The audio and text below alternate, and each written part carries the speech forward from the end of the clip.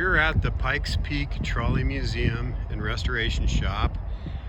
It's kind of a neat place. It's in Colorado Springs. This used to be a roundhouse.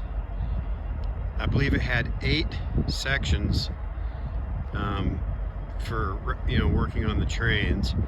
Got a whole bunch of trolley type buses over here that they got from Pennsylvania, and they're thinking about restoring, I guess. There's so much stuff I can't even tell you what everything is. Just kind of quick view here of everything. Lots of stuff in the process of being restored or waiting to be restored.